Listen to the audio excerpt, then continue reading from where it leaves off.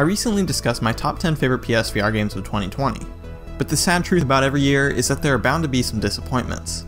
So to help me discuss some of the disappointing games of last year, I've asked AJ from PSVR Underground to share his knowledge and opinions. If you haven't checked out his channel before, I'll leave a link in the description. AJ does tons of streams and videos keeping you up to date on PSVR and plays just about everything that releases for the headset.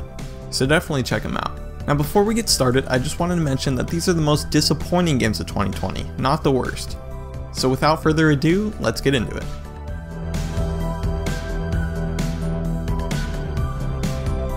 Let me make one thing clear.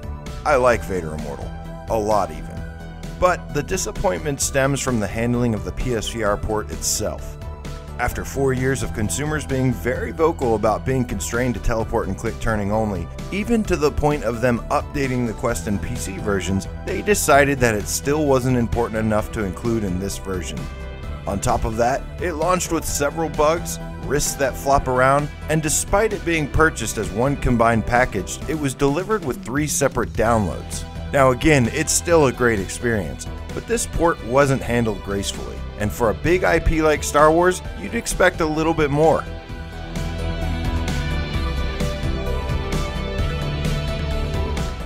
Last year, PSVR fans were waiting for 2 Walking Dead titles to release for the headset. The Walking Dead Saints and Sinners from Skydance Interactive, and The Walking Dead Onslaught from Servius.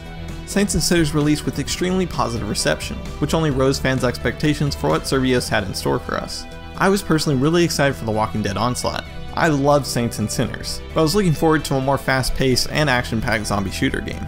Sadly, Onslaught didn't meet those expectations when it launched. I had some fun with the close combat physics and the feeling of running from dozens of zombies, but everything else just didn't seem to work well. Most of the physics felt unnatural, the guns were weak, the story wasn't interesting, and overall it just felt rushed. Luckily, Servius has been committed to updating the game since its release, and it seems to be getting better with each update that comes out, but sadly in its current state, the game just isn't what I was hoping for.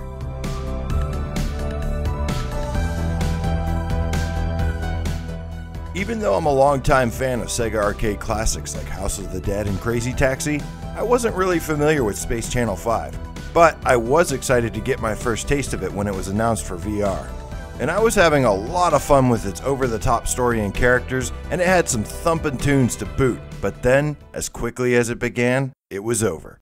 When we think of short games, we typically think of them being 2 hours long, but Kinda Funky Newsflash comes in at a whopping 45 minutes. To make matters worse, the co-op was removed and they charged a premium price of $40. Yes, $40 for a 45-minute experience. It just kinda leaned a little bit too much towards shady cash grab aimed at taking advantage of its most loyal fans, and that is pretty disappointing.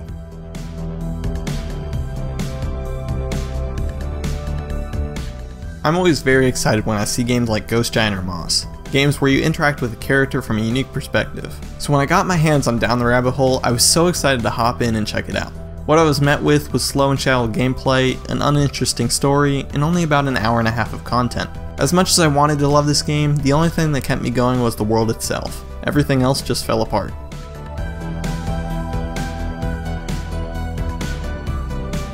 We've been waiting to hear about the release for Zero Caliber.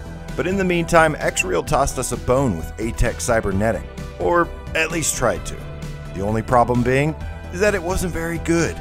While considered a solid PC title, the PSVR port compromised far too much. It's blurry, has some of the worst texture pop-in, and the enemy ragdoll was removed, with them just suddenly disappearing into thin air. With a lot of anticipation behind Zero Caliber, let's just hope they don't have to make as many sacrifices this time around.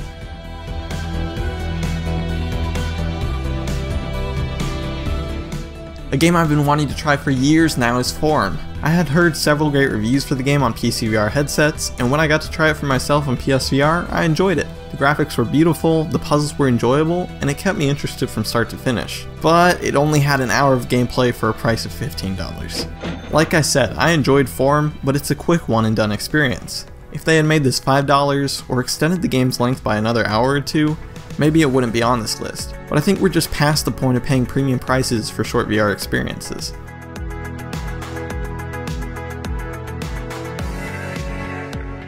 Look, it's 2021. And it's time we start asking the hard-hitting questions. Forget about the status of PSVR 2 for now. Whatever happened to baby hands? Despite having a trailer posted on the official PlayStation YouTube page and millions of PSVR headsets anticipating the interactive Rugrat experience, the world has been devastated by the fact it never even released. While this is easily the most disappointing result of 2020, at least there's still hope for the future, so long as they lay safely in baby hands.